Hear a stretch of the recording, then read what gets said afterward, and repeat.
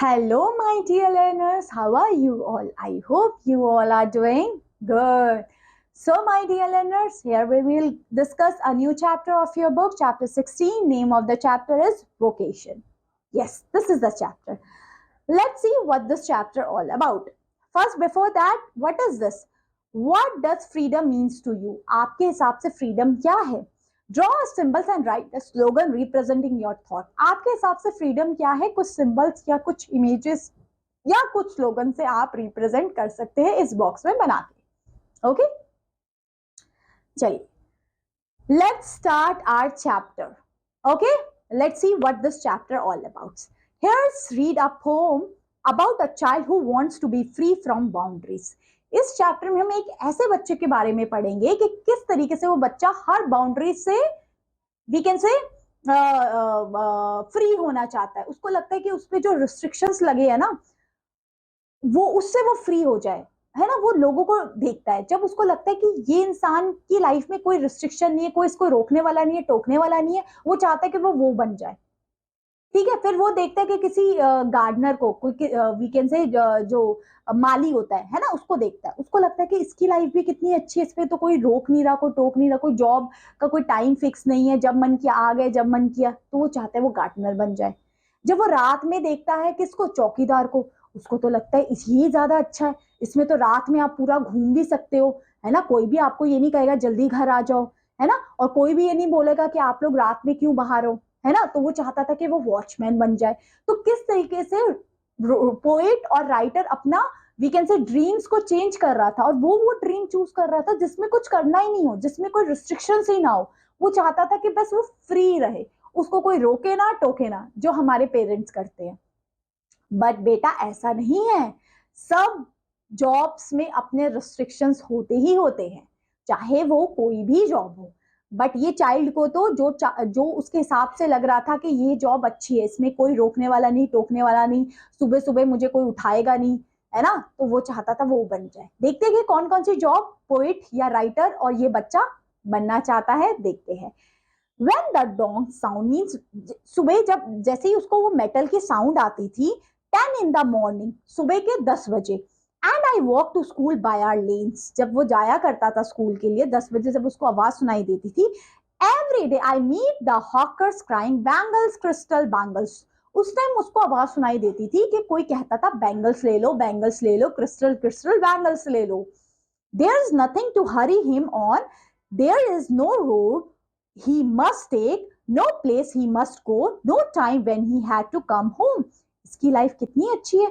सुबह कोई आने का टाइम नहीं, कौन सी गलियों में जाना है वो भी कोई डिसाइडेड नहीं, जब मन किया जोन सी गलियों में चले जाते हैं. घर आने का भी कोई फिक्स टाइम नहीं है ना. I wish I were a hawker spending my day in road crying bangles, crystal bangles. उसको लगता था काश मैं ये बैंगल वाला बनता. मुझे पूरा दिन क्या करना है, बस गलियों में जाके बैंगल ले लो, बैंगल ले लो, बैंगल ले लो ही बोलना है. इसकी लाइफ अच्छी है, मुझे ये बनना है बड़े होके. देखते हैं फिर. When at 4 in the afternoon I come back from the school, I see through the gate of the house a gardener digging the ground. जब मैं स्कूल से 4 बजे वापस आया, मैंने देखा एक गार्डनर मिट्टी को खोद रहा है, खुदाई कर रहा है मिट्टी की, है ना, डिगिंग कर रहा है. He does what he likes with the spade. He soil his clothes and dusty. Nobody takes him to task if he gets baked in the sun or get wet.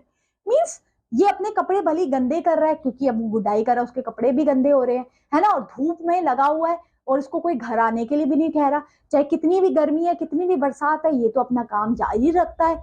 तो वो चाइल्ड कहता है, I wish I were a gardener digging away the garden with nobody to stop me for digging. Means मैं gardener होता, मुझे कोई नहीं रोकता. गर्मी में 4 बजे भी मैं गार्डन में डिगिंग करता रहता, मुझे कोई नहीं कहता. और कपड़े कितने मर्जी गंदे कर लेता, कोई मुझे नहीं कहता, कोई रोकने वाला नहीं, कोई टोकने वाला नहीं. ओके.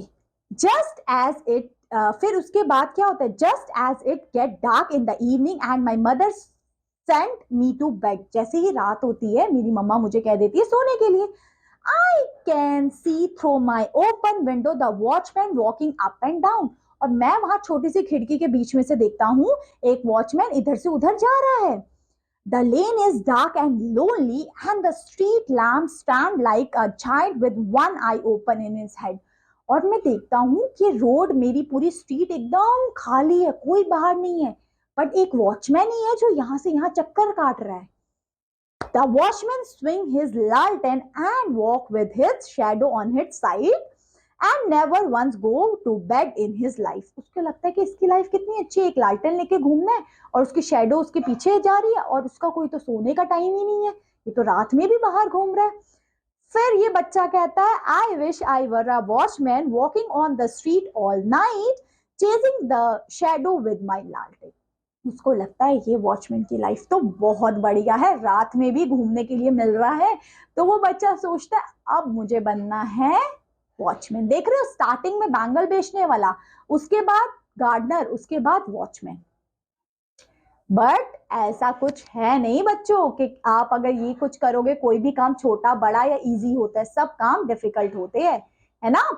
तो ये थी आपकी poem. Hope so this poem is clear and this poem is written by Rabindranath Tagore.